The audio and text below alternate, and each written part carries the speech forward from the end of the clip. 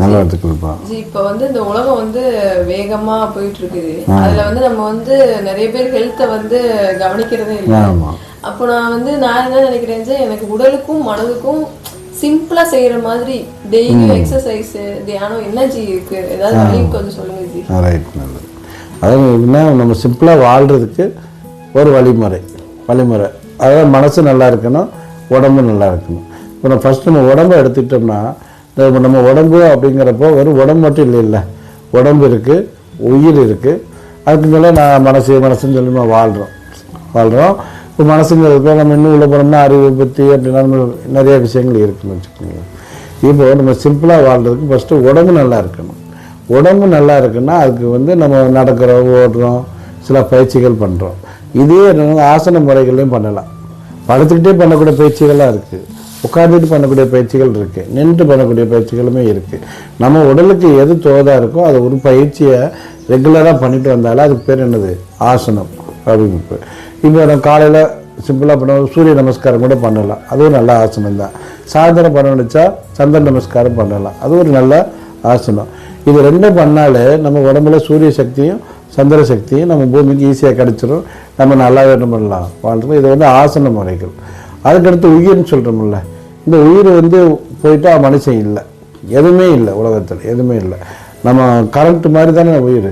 அப்போ நம்ம உடம்புல ஒவ்வொரு செல்லும் இயங்கணும், சுறுசுறுப்பாக இருக்கணும், நம்ம அலையுன்னு சொல்லணும்னு சொன்னால் அது கண்டிப்பாக உயிர் வேணும்.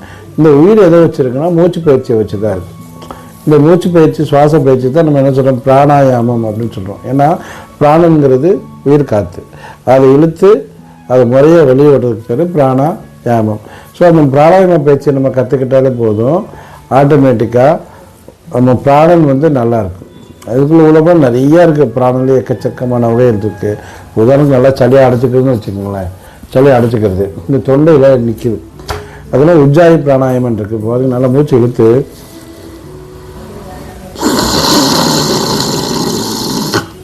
தொண்டையை அடித்து வெளியில் விட்டால் என்ன ஆகும், அந்த சளி என்னவாகும், வெளியேறும். இந்த ஒன்றுக்குமே மெத்தட்ஸ் இருக்குது. அந்த மெத்தடை கற்றுக்கிட்டோம்னா அன்றாட லைஃப்பில் வர்ற பிரச்சனைகளுக்கு தகுந்த மாதிரி பிராணாயாம பயிற்சி பண்ணிக்கலாம். உடம்பையும் அசைக்கிறதுக்கு ஆசன பயிற்சிகளுமே நம்ம பண்ணிக்கலாம். அதுக்கடுத்து சிம்பிளாக மனசு நல்லா இருக்கணும் அப்படின்னு நினைக்கிறோம். மனசு நல்லா இருக்கணும்னா நம்ம அமைதியாக இருக்கணும். எப்படி அமைதியாக இருக்குது, எப்படி தான் அமைதியாக இருந்தாலும் ஏதாவது பிரச்சனை வரும்.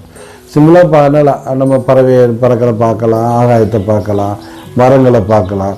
ஏதோ ஒரு இதை நம்ம கொஞ்சம் பார்த்துக்கிட்டே இருந்தாலும் மனதில் என்னவாகும், மாறத்தான் செய்யும். அதே நம்ம கண்ணை மூடி பார்க்க போகிறப்போ எனர்ஜி கூடும், மனமும் அமைதியாகும், எனர்ஜியும் சக்தியும் கூடும். அது என்னென்னா அதான் தியானம். இப்போ நம்ம ரெண்டு கண்களையும் மூடிட்டு, இப்போ நிறைய பேர் தியானம் பண்ணுவாங்க, சீரியஸாக பண்ணுவாங்க, பார்த்தா குழப்பமாக இருக்கும். அதுக்கு நான் ஒரு சிம்பிளான ஒரு ஐடியா என்ன சொல்கிறேன்னா, நம்ம ஃபஸ்ட்டு கண்ணை மூடிட்டு இடது கண்ணை மட்டும் நினைக்கலாம். இடது கண்ணை மட்டும் கொஞ்ச நேரம் அப்படியே நினச்சிக்கிட்டே இருந்துட்டு அதுக்கப்புறமா வலது கண்ணை பார்க்கலாம். அப்புறம் வலது கண் அப்படியே கொஞ்சம் நேரம் பார்த்துக்கிட்டே இருந்துட்டு அப்புறம் இடது கண். இதில் நிறையா இருக்குது. ஏன்னா இடது கண் சந்திரனோட சேர்ந்தது, வலது கண் சூரியனோட சேர்ந்தது. அப்போ நம்ம இடதையும் வலதையும் நம்மளுடைய மாறி மாறி பார்த்துக்கிட்டே இருந்துட்டு அப்புறம் சடனாக அப்படி நடுவில் உள்ளேயே கண்ணை திறக்காமல் இப்படி உள்ளேயே பார்த்தோம்னா, டக்குன்னு சென்டரில் பார்த்தோம்னா அப்படியே ஒரு வெளிச்சமாக ஒரு அழகாக இருக்கும். அதை மட்டும் அப்படியே ரசித்தோம் அப்படின்னு சொன்னால் நமக்கு மனசில் அப்போ எந்த ஒரு நினைவுகளுமே வராது. இப்போ பாருங்கள், உங்களுக்கு சொல்கிறப்பவே நான் உள்ளடங்குலாம் என்னால் பேச முடியல. ஏன்னா அந்த அளவுக்கு எல்லாமே சாந்தமும் அடப்பணும். இம்மிடியேட்டாக ஆல்ஃபா ஸ்டேட்டு கிடச்சிடும் உங்களுக்கு. இதில் சிம்பிளான தியானம், இதெல்லாம் சுலபமான தியானம்னு சொல்லுவாங்க. இப்போ இதில் நம்ம சக்தி பயணம்னா மூலவர போகலாம், சகசராக வரலாம், அது தியானத்தோட டெவலப்மெண்ட்டு.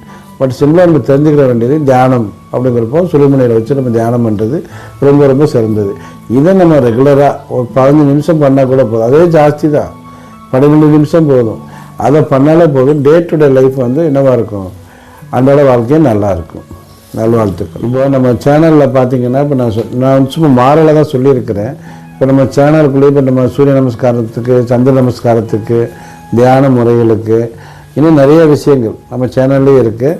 நீங்கள் உள்ள லிங்க் கிளிக் பண்ணி உள்ளே போனீங்க அப்படி சொன்னால் வேணுங்கிற நீங்கள் எடுத்துக்கலாம். சரிங்களா? நல்வாழ்த்துக்கள். இந்த வீடியோ உங்களுக்கு பிடிச்சிருந்தா லைக் பண்ணுங்கள், ஷேர் பண்ணுங்கள். உங்களுக்கு ஏதாவது சந்தேகம் இருந்தால் கமெண்ட் செக்ஷனில் கமெண்ட் பண்ணுங்கள். இன்னும் இந்த சேனலை சப்ஸ்கிரைப் பண்ணாமல் இருந்தீங்கன்னா சப்ஸ்கிரைப் பண்ணிக்கோங்க.